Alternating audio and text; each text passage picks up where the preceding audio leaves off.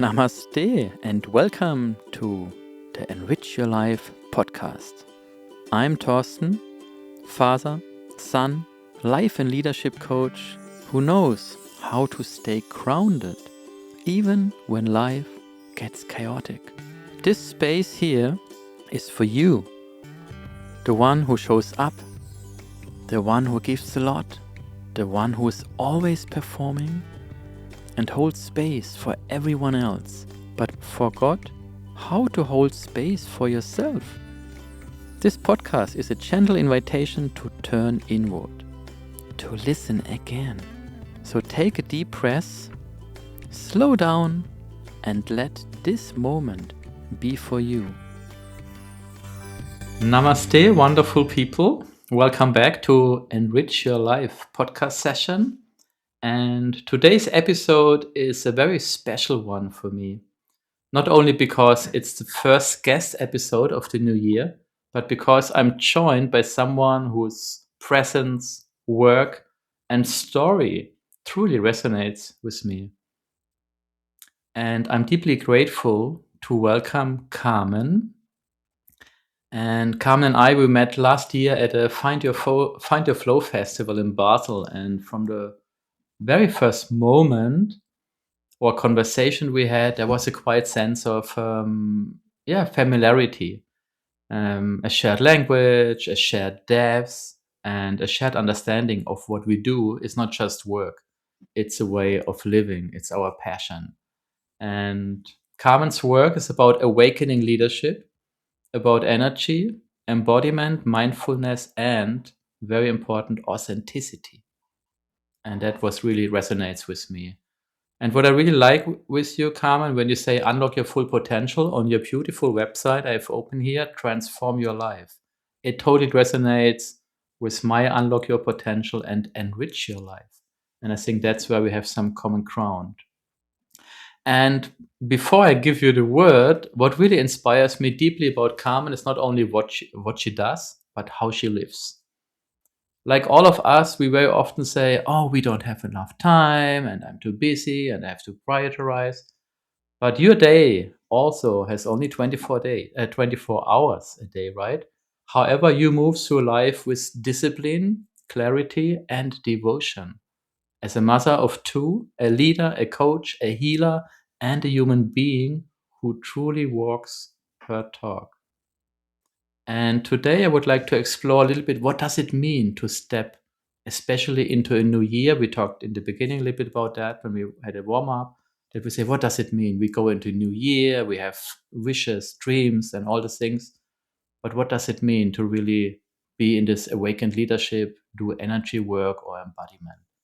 And with that, Carmen, once again, I'm truly grateful to have you here in my podcast and another welcome for you. Thank you very much, Thorsten. I'm so honored to be here today. And as you said, when we met, we spoke very little, but I think we understood a lot, or there was almost a transmission of common interest and knowledge. And I'm very grateful that we connected after Find Your Flow, and who knows what else will be coming after these conversations. I'm very much in that flow. I want to stay in that flow. So you are asking about 2026. For me, it's the year of finding and staying in that flow. And I'm feeling that flow. So I'm really hoping that I will be able to stay in this flow until the end of the year. You definitely will. And I like the word the flow. We use it very often, but when you say it, I can really sense it and feel it, right? And that's what I would like to ask you because many of us, we start a new years, we have some things we want to change, to achieve. And however, we always or also are aiming to stay in this flow. What would your take? How would you not advice, but what would be your takeaway for our wonderful listeners that we say, how can we get closer to that flow? And you said it beforehand, or I like that say, when we say, when we stay in our head, we are dead. So how can we come to this flow? So for me, this flow starts with connection. and it's connection with the heart. Many of us, we live in very much in our heads. It's our education, our way of being, the way we've been brought up, the intelligence. It's very much rated, highly rated. But we forget about the voice of the heart. So for me, it's coming back to that connection with the heart and finding the synchronicities and understand the connection between sometimes the brain and the heart, and that's that place where they are in alignment, and there's a feeling of attunement in our body. We talked about embodiment. It feels right when we are connected. It feels at home. So it starts, the first step is connection, and then it's clarity, being very clear of what we want. I'm a firm believer that when we know what we want, we actually achieve it. Not necessarily that we go after that, as in, I want this so badly, I desire this so much. But when it's clear, we attract it, and we let go of that energy of desire. We pretty much let go of what we want and allow the universe to provide it. So, with that clarity and connection, what I say, we get to growing, growing, and really being in that flow, and things become easy. We hear a lot of people talking about manifestation. I see it more as a natural process. When we are connected, we are clear on what we want. That process of manifestation happens. It's not effort; it's effortless, and that's the flow. Wow, beautiful. And I like when you bring in, when we talked about the flow, how it's easy, let it go, right? So, and what I would like to ask you is, you talked about connect with your heart and also figuring out what do I want. So for people who are, I would say, who are in this hamster wheel, they wake up in the morning and they first thing they have in mind is their to-do list, and I have to do this and here. How do you start to connect with your heart when you have no clue, when you're just functioning? What would be your first step? Well, Thorsten, you probably know already. I've been there. I've been on the hamster wheel, and I managed to get off of it. And sometimes I find myself caught back on it again if I don't pay attention. So, what I do, and maybe it's useful for other people, to remember to interrupt ourselves, to interrupt the programming and the patterns that pretty much drive our life. So, one, let's say, easy thing to do, if we become a bit more disciplined in the morning when we wake up, not to put our hand straight for the handy, for the cell phone, and take a moment to reflect. What is it that I want to create today? What is it that I want to experience? How do I want to live my life? Who do I want to impact today or have an experience with? And that intention is already setting up the day. Because of that, somehow magically things happen to us. So 5-10 minutes of interruption of that flow, the hamster wheel. We stop the hamster wheel for 5 minutes. We set a clear intention. Maybe we pray or we do a short meditation, relaxation, whatever is natural to us. I think somehow we forget that it's actually easier to come home to ourselves because there are so many methods and it seems to be so complicated. And it also feels so difficult to achieve that silence. But with practice and with patience with ourselves and a lot of compassion and self love, we can start with 1 minute, 2 minutes, and maybe, get to five. And appreciate every moment of it. Appreciate when you realize, oh, I sat here to set intentions and my mind is already on the emails that I have to answer. It's okay. That's fine. I bring my mind back. I give myself a hug. It can happen. And the more we do that with small, small steps and with a lot of love for ourselves, we can achieve that. Beautiful. And I like especially what you say, how do we start the morning, right? And you said something nicely with coming home. I would also see it like that we are always home. We are always connected. Our heart is always there, right? However, it feels like when we wake up and we do this, we are leaving home already. We are leaving ourselves. So, and sometimes some people are not even in the bathroom yet. However, they are already connected with the world and all these crazy things. The world is crazy, kind of, but it was always crazy, and it will never be calm, and it will never be so it's always on us. How do we start our day?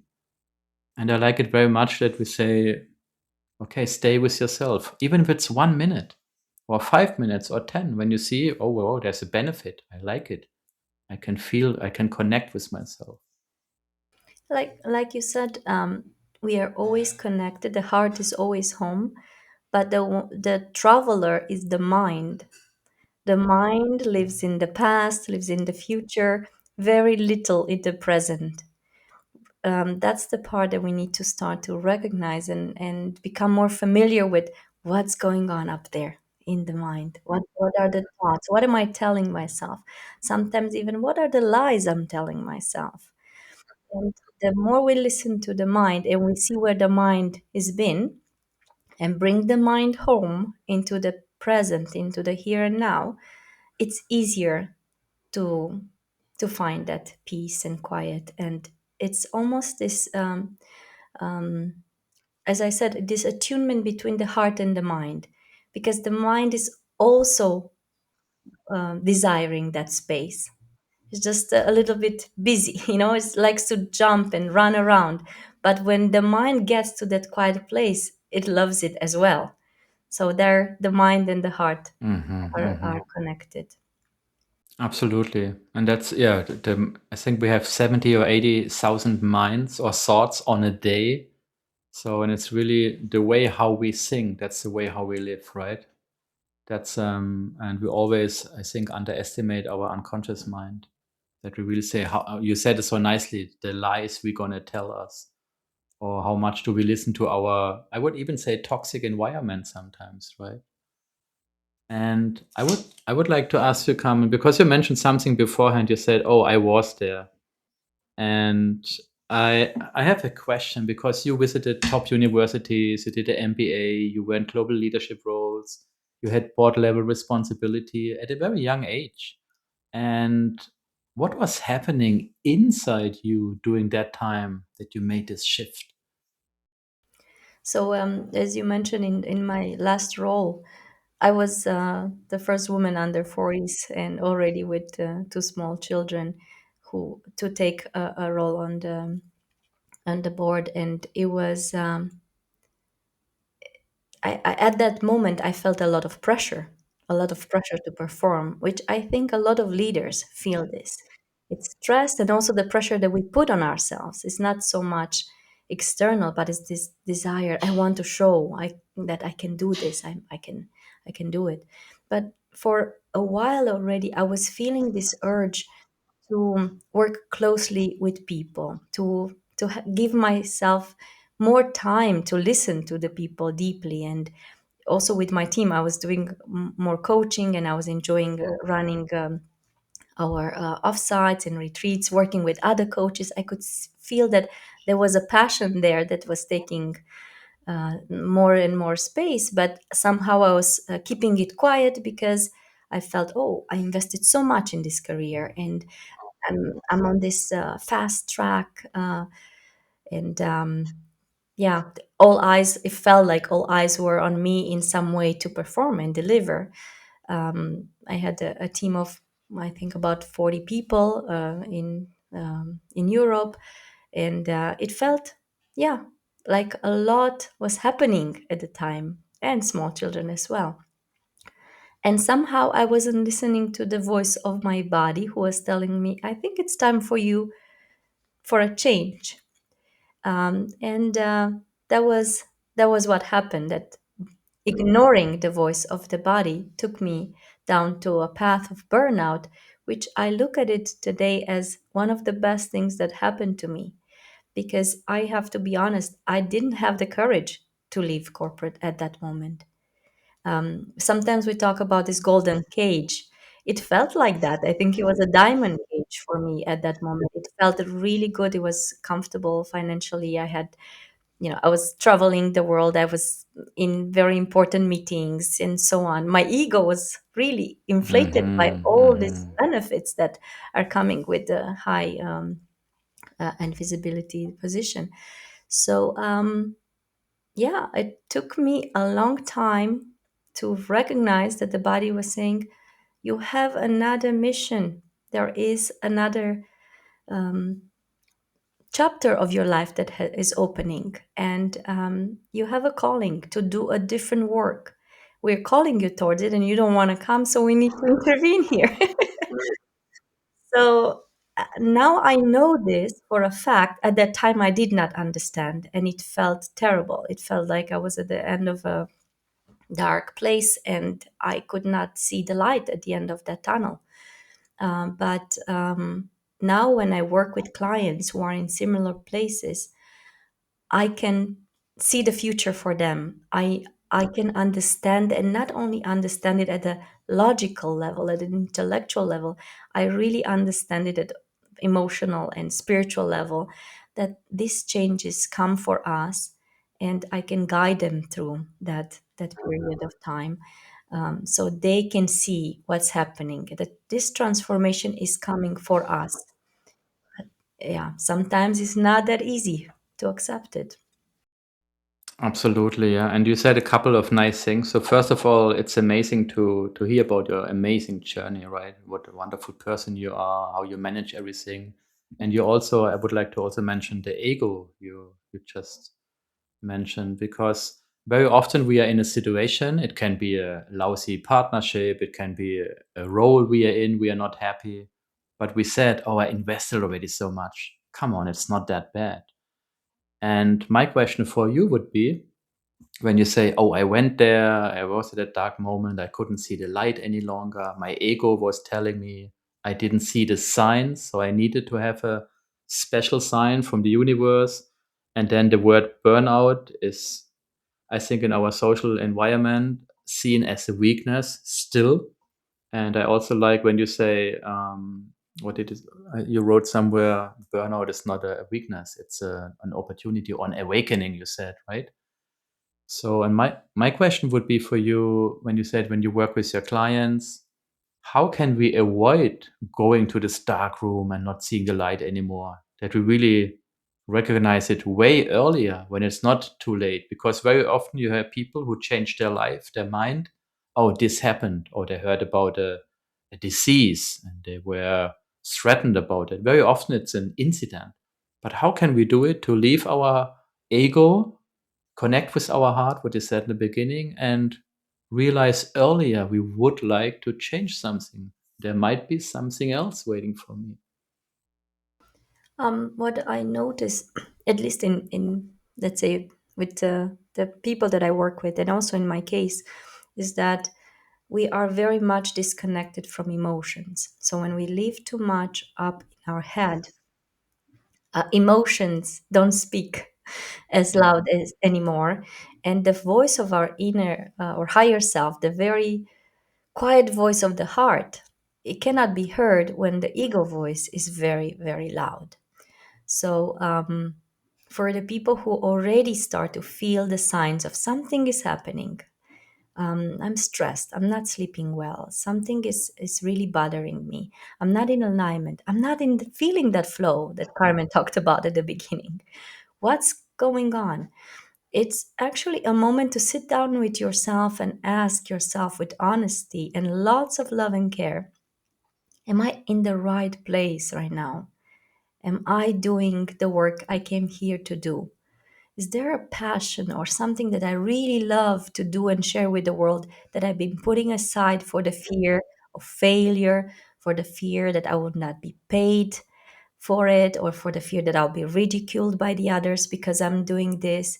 And I'm hiding it from the world when I should be sharing it with the world.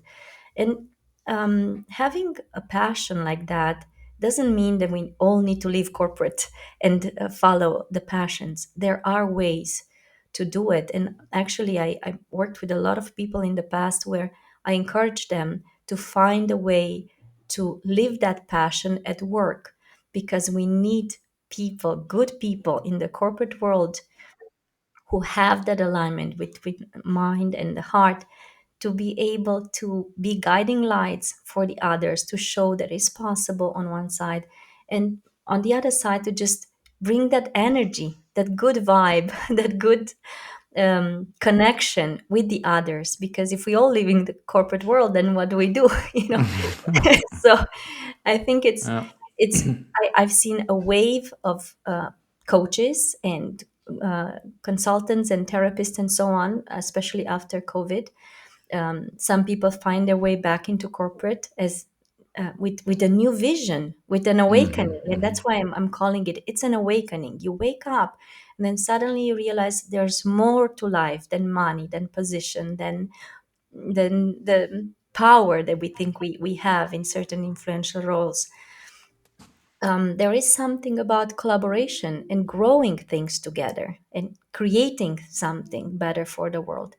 So that's I'm very passionate about that, to work with people to find their calling and find ways for them to express them in the work where they are. Or sometimes they might need to change an environment. You mentioned toxic environment. Sometimes some environments, maybe they are not conducive to that kind of growth that they have Hmm. achieved, and they have to find a new platform. I always call it a new earth for that plant, right?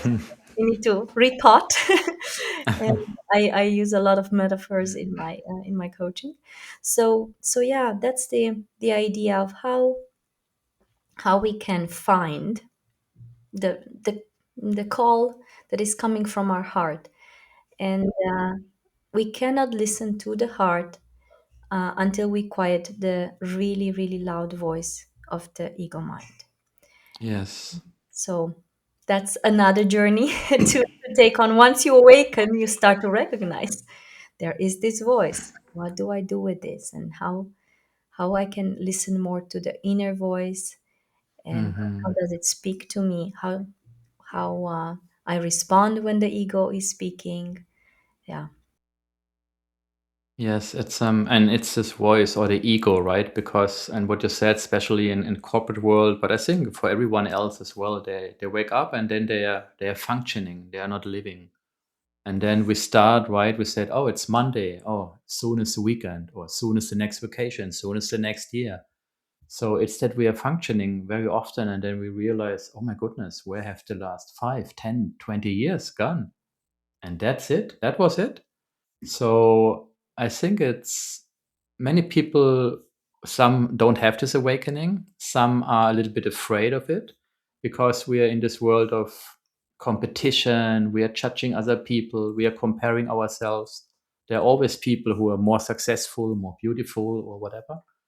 But I think not often enough we look to ourselves and connect with ourselves because it's not common in this world. It's getting better since COVID.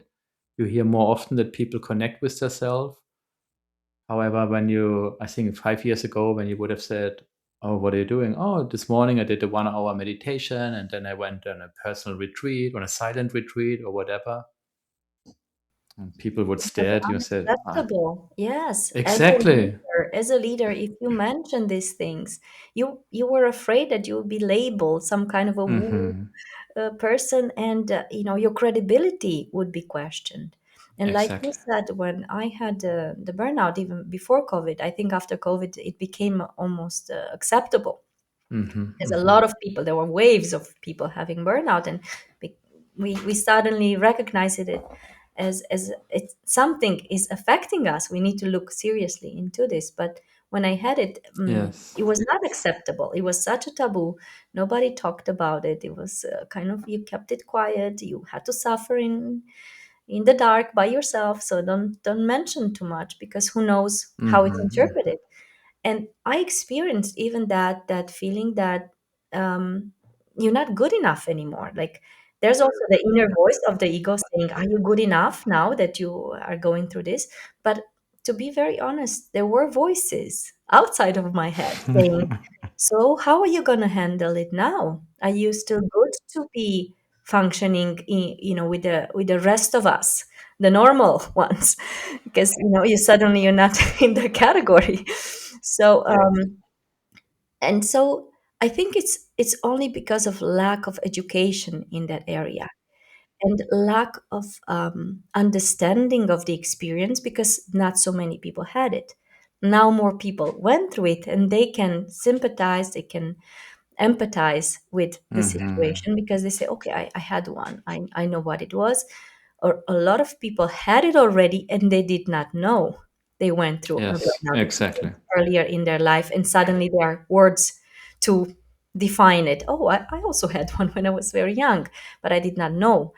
And I feel that these are actually portals for the soul. The soul is looking for awakening, and it comes sometimes with more, desire to wake up and do things. And then, if we are very good at pushing down those voices, it quiets down. And then comes a moment when it says, okay, it's enough. We need to get on with the program that you came here to follow. And yeah, it's time for you to to make some changes. So yeah, I think a lot of people, we always say everybody's afraid of dying, but I'm discovering a lot of people are afraid of living. This is something that I've noticed, that living takes a lot of courage. Really living in this flow, in this connection, in this good vibe with ease, it takes a lot of courage, because we need to let go of patterns, of programs, of sometimes even connections with people, of environments that are not so good for us anymore. And it's a continuous process, and allowing this growth, this evolution to happen, versus trying to stop it, to force it into something that it's not it. So if we don't do it, I'm a firm believer that we will get sick. If we try to stop this evolution, it will show up in deteriorating health and eventually death. So why can we just stop and live for a second? Just take the chance, have the courage to live.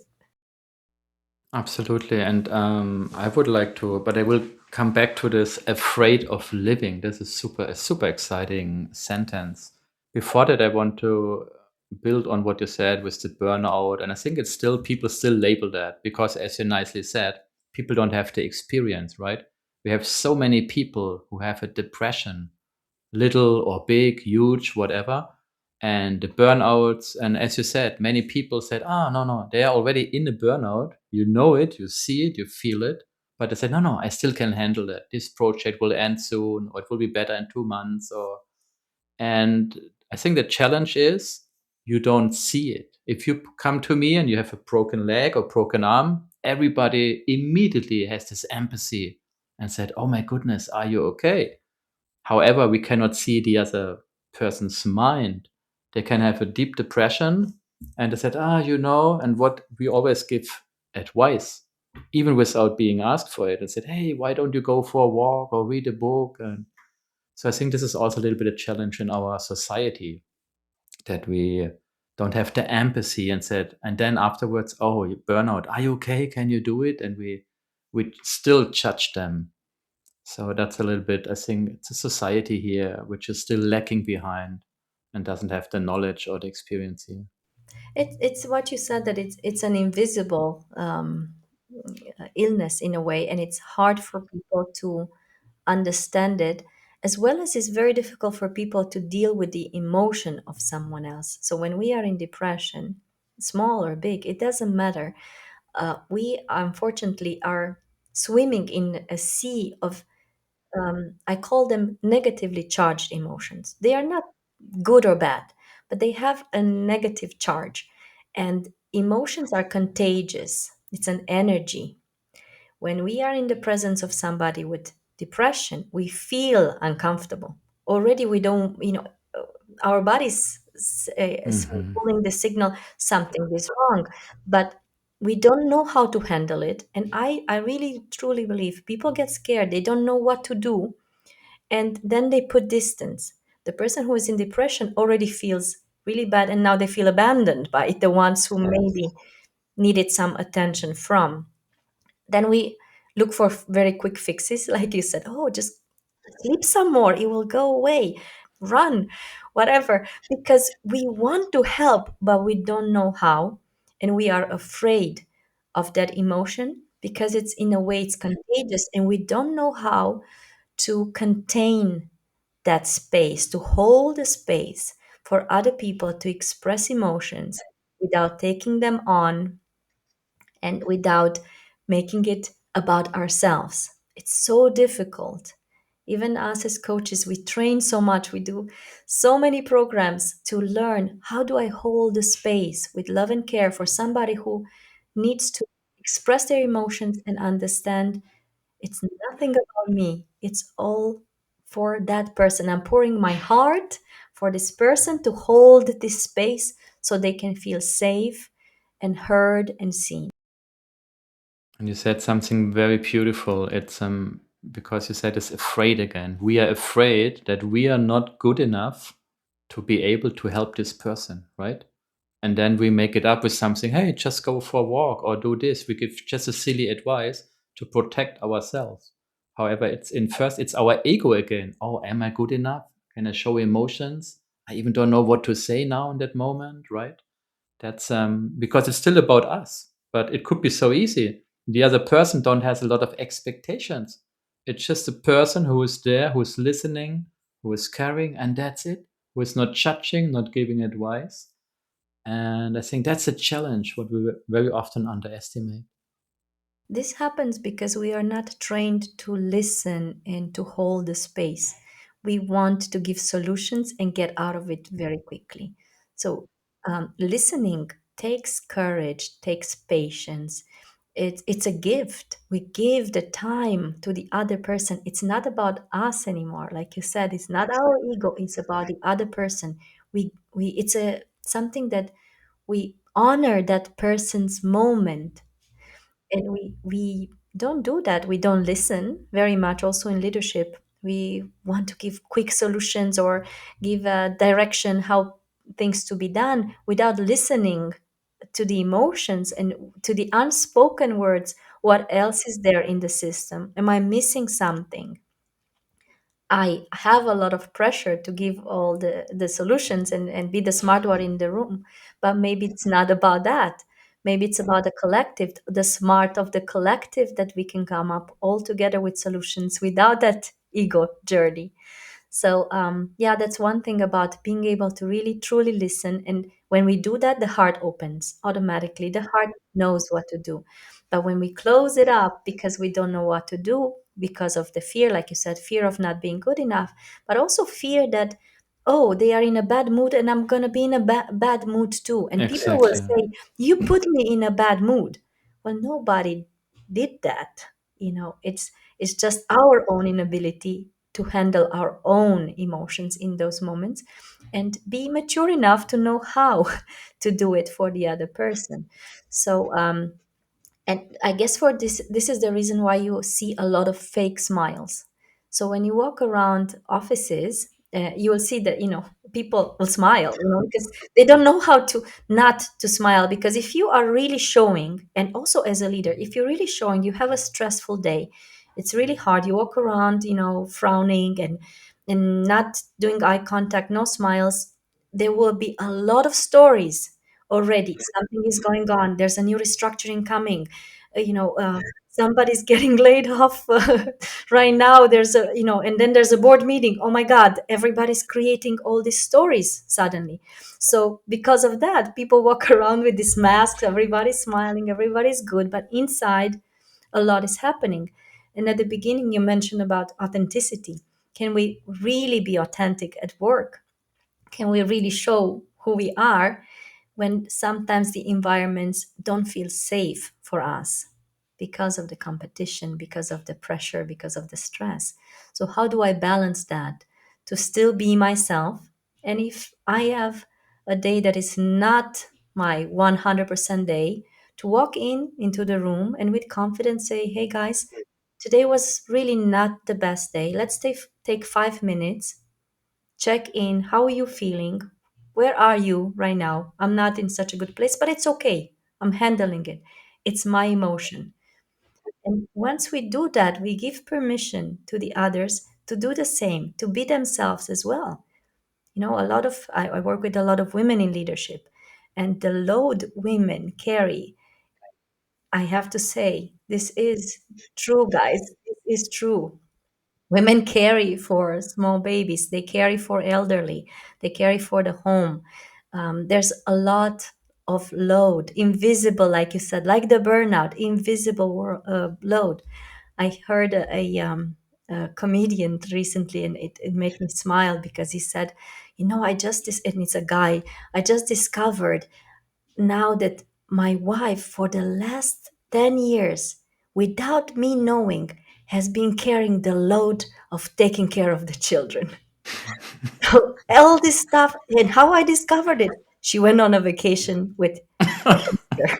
And suddenly I had to take care of everything. And oh Yeah. my God, how much she's been doing. Mhm, mhm. So, same thing in leadership. I see this load. And yeah, it's something that it's almost expected because of the societal rules.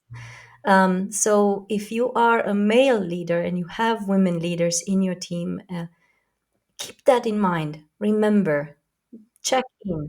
Is everybody on the same page? Maybe somebody didn't sleep all night because the baby was up, or they have an ill parent in the hospital, or anything like that. Bring emotions into the room. And I do this through emotional intelligence. So I have several programs on that. And I think it's so important for people to start connecting with emotions and make emotions natural again. It's okay. We are human beings. We have emotions.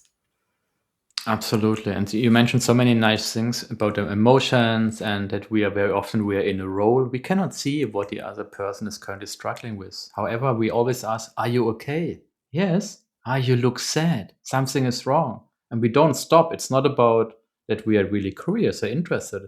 It's that we just think, hey, you can be okay or something. And it also brings this active levels of listening that really put our ego aside and say, hey, I'm here for you. And I like what you said that you say we just check in, and you can also do that at home or in a relationship or with friends. That we say, hey, how is everybody doing? Where are we, right? But I think if you started with your friends, if you're up for a barbecue and said, "Hey, before we start, what about?" I think the society is not there yet. However, it would be so beneficial, unbelievable. That's We talked about vulnerability and authenticity, and that's the part where we really are real.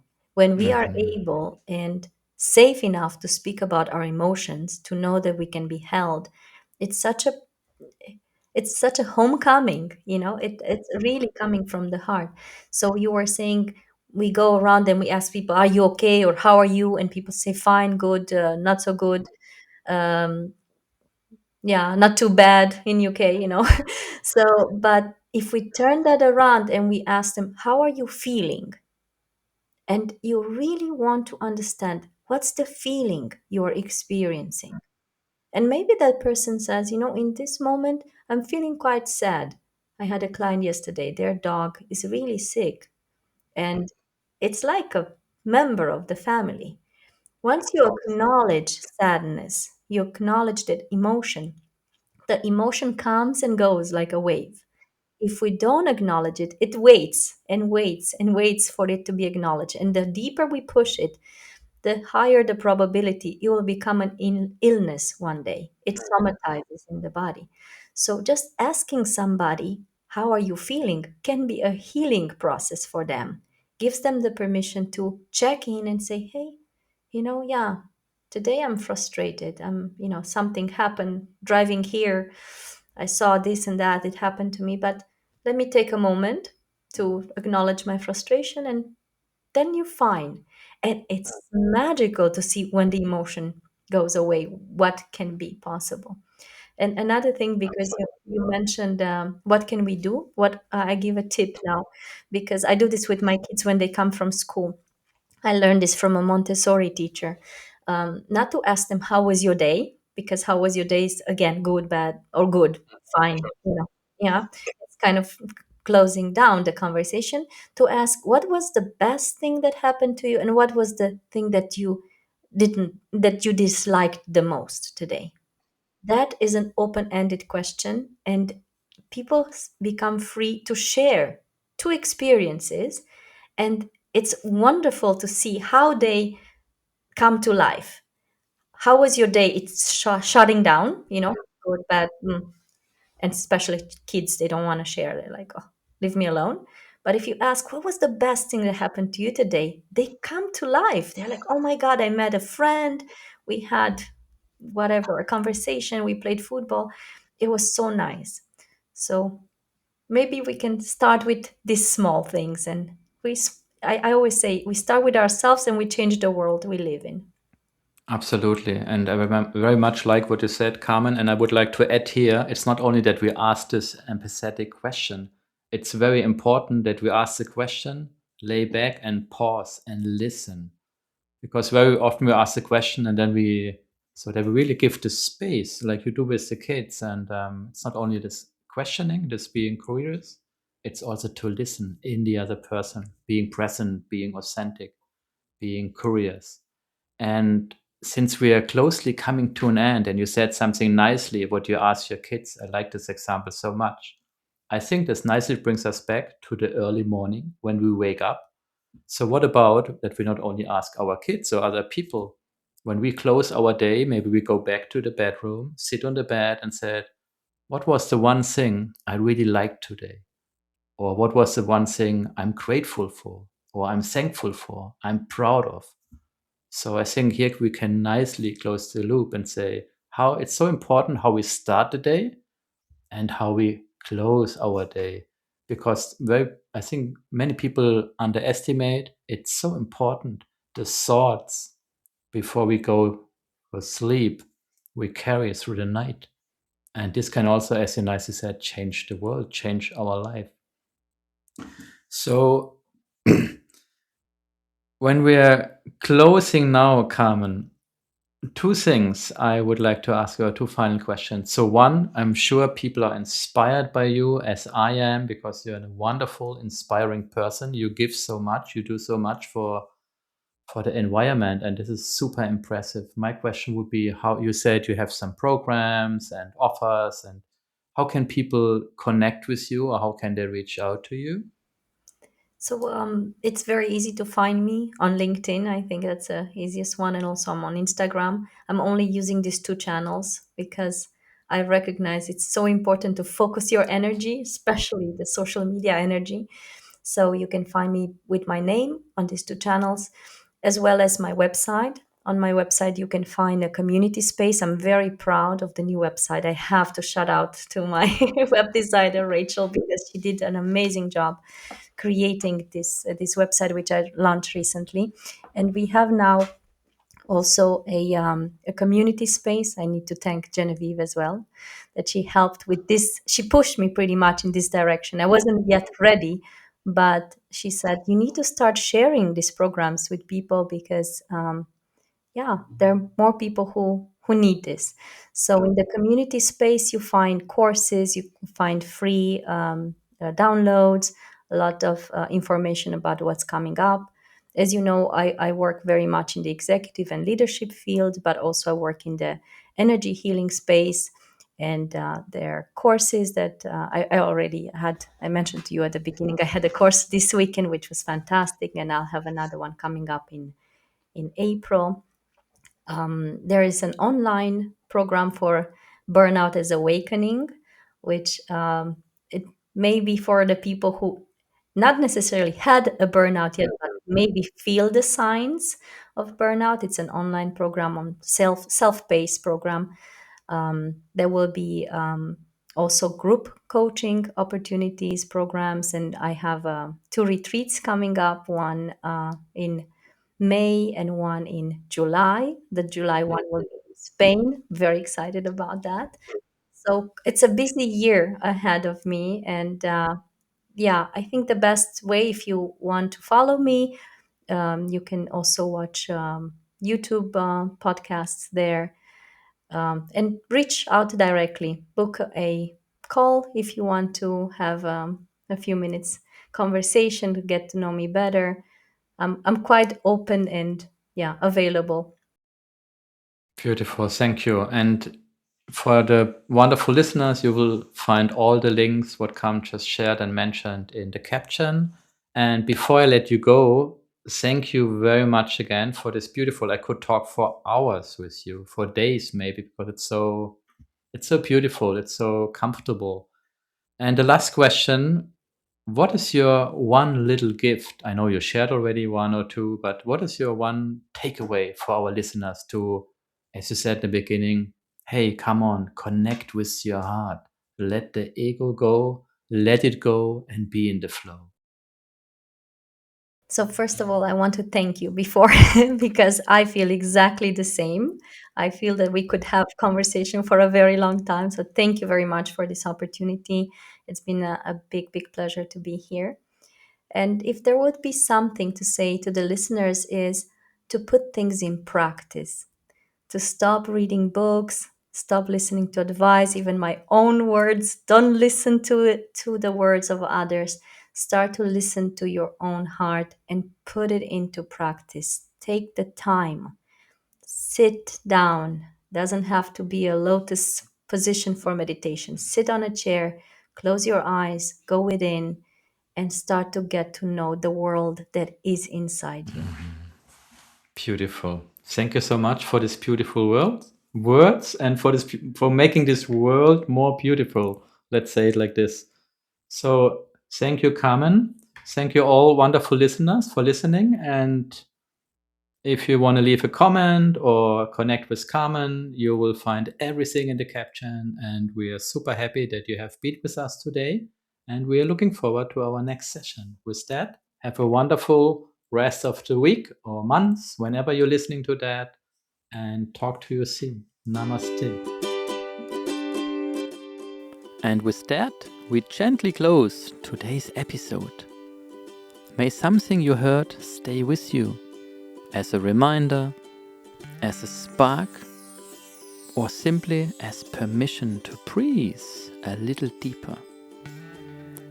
Please keep choosing yourself, not against others, but for the sake of your truth. Life begins when we live it from the inside out. You will find all the links in the show notes below. Feel free to explore what calls you. And I'm always delighted if you leave a review or a comment. Until next time, my dear listeners, stay grounded, stay open, and enrich your life. Namaste.